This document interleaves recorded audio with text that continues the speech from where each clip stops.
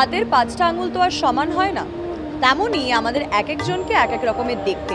কেউ লম্বা, কেউ বেটে, কেউ শ্যামলা, কেউ ফর্সা। কিন্তু আমাদের মনের ভিতরটা ঠিক কিরকম দেখতে বলুন তো? জানতে পারলে কেমন হতো?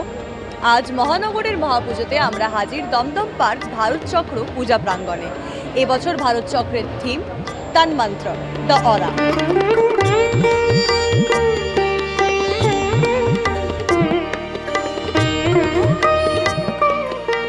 কলকাতা টিভির সমস্ত দর্শকবৃন্দকে আমাদের শারদ শুভেচ্ছা। দমদম পার্ক ভারত চক্রের এটা রজত জয়ন্তী বর্ষ। আমাদের এবছরের শিল্পী স্বনামধন্য সুশান্ত শিবানী পাল এবং তারই ভাবনাতে এই মণ্ডপ তৈরি হয়েছে। এবছর আমাদের থিমের নাম তন্মাত্র, যেটা হচ্ছে অরা, ইংরেজিতে বলে। সেটা হচ্ছে অবাক করার ব্যাপার।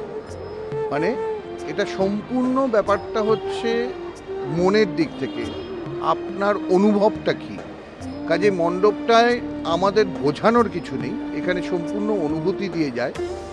আধ্যাত্মিক থেকে মোর অফ স্পিরিচুয়ালিটি নিয়ে আমাদের কাজ। পুরো মণ্ডপটা আর্কিটেকচার থেকে আরম্ভ করে যা যা বস্তু রয়েছে, প্রত্যেকটা বস্তু, সেটা স্থাবর অস্থাবর যাই হোক না কেন, প্রত্যেকের মধ্যে কিছু না কিছু একটা এনার্জি পাওয়া যায় এবং সেটা উপলব্ধি করা যায়।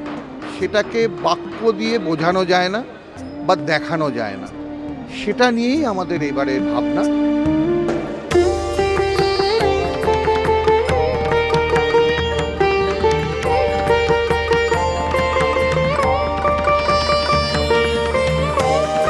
থিমটা হচ্ছে, এটা সম্পূর্ণ হচ্ছে অনুভব। আমরা আমাদের প্রত্যেকের শরীরে যে নেগেটিভ এনার্জি থাকে, সেই নেগেটিভ এনার্জিগুলো যখন আমরা রাগ, ক্রোধ এগুলোর মধ্যে যখন বহিঃপ্রকাশ হয়, সেটাকে আমরা যখন কোনো একটা শান্ত নিবিড় পরিবেশে যাই, সেটাকে পুঞ্জীবিত করে আমাদের শিল্পী অরার মাধ্যমে সেটাকে ফুটিয়ে তুলেছে।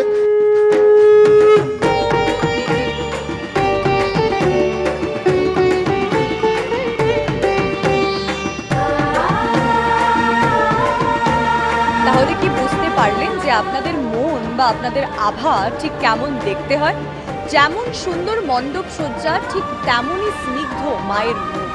পুজোর গল্প নিয়ে ফিরবো আবার আপনাদের সঙ্গে মহানগরের মহাপুজোতে। ক্যামেরায় বিশ্বজিৎ বেরার সঙ্গে আমি আয়ুষী, কলকাতা টিভি।